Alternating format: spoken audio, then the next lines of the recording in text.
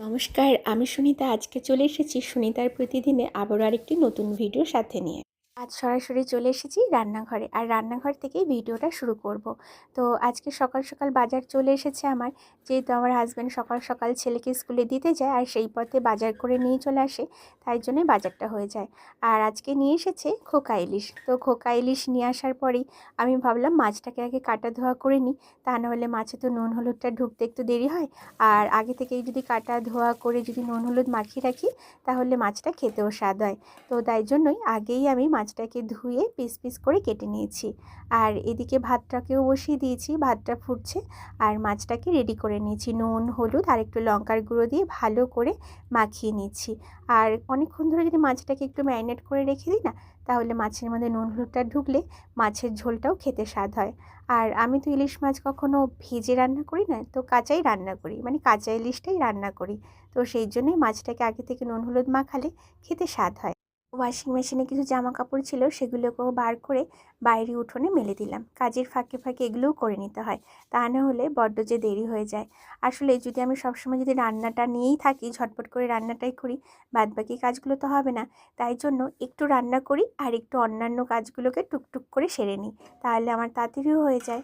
যে মাছের ঝোল আলু দিয়ে পাতলা ঝোল করব, তাই জন্য বড় বড় বেশ কটা আলু কেটে নিয়েছি। আর আলুগুলোকে আমি আগে থেকে একটু ধুয়ে রাখি, তারপরে একটু কাটার পরে দুবার তিনবার ধুয়ে নিলেই হয়ে যায়। আর পুরো মাছটা তো করব না, একবারে গোটা মাছটা তো খাই না। তো কটা মাছ রাখলাম, আর কটা মাছ ফুটোয় বন্দি করে ফ্রিজে তোলার জন্য রেডি করে নিয়েছি আর ফ্রিজে রেখে দিলাম। যে কটা পিস রেখে দিলাম সেগুলো আবার অন্য দিন হবে, আর আজকে যে কটা নিয়েছি সেগুলো আজকের জন্যই করব।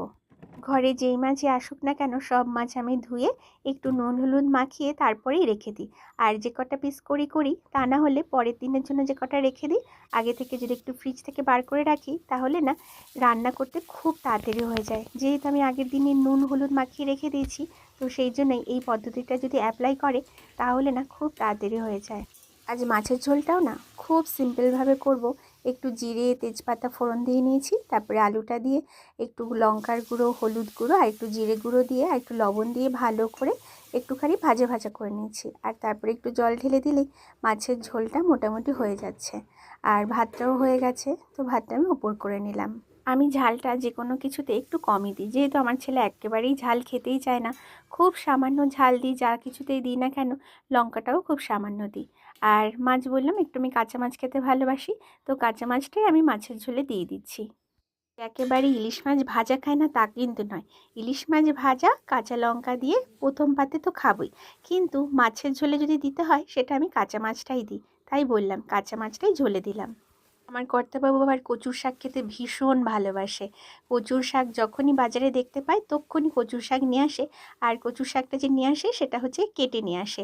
আর কেটে ছাড়িয়ে নিয়ে আসলে পরে আমার রান্না করতে খুব তাড়াতাড়ি হয়ে যায়। আর আমিও খেতে ভালোবাসি, একেবারে যে খেতে ভালোবাসি না তা কিন্তু নয়।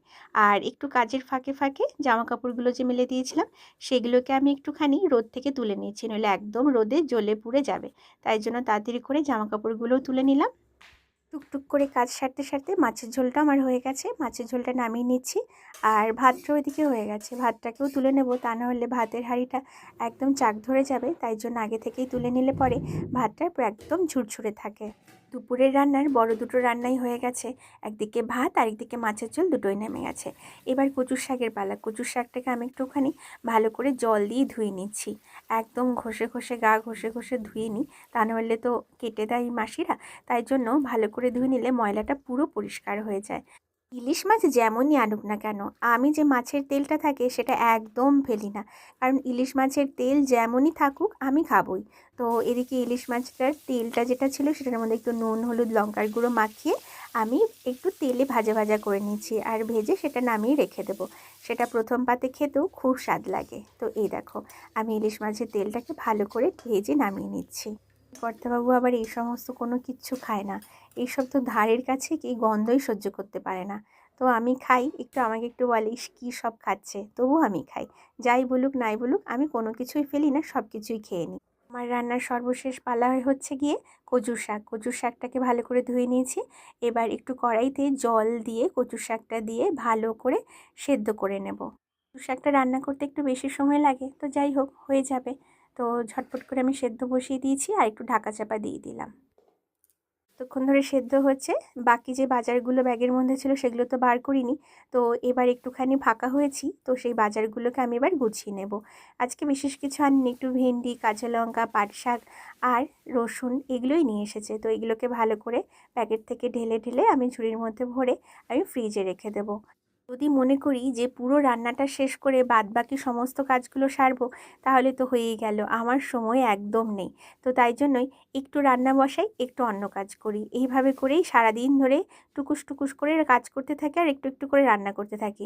বাজারগুলো আমার ব্যাগে ভরা হয়ে গেছে আর গোছানোও হয়ে গেছে।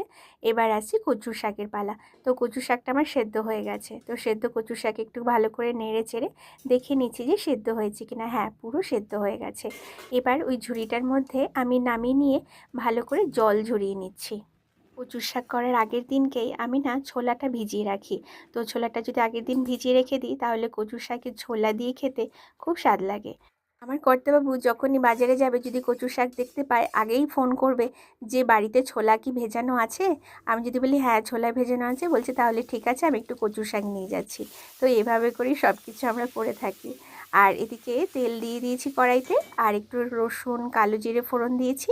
আর কচুর শাকটা দিয়ে এরপরে ছোলা যে ভিজিয়ে রেখেছিলাম সেই ছোলাটা দিয়ে ভালো করে নেড়ে চেড়ে নিচ্ছি।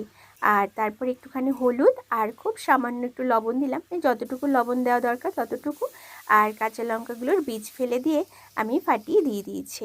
যদি মনে হয় খুব সামান্য একটু চিনি দিয়ে দিই। আর ভালো করে নেড়ে চেড়ে একটু ভাজা ভাজা করে কচুর শাকটা নামিয়ে নিলেই কচুর শাকটাও খেতে খুব স্বাদ হয়।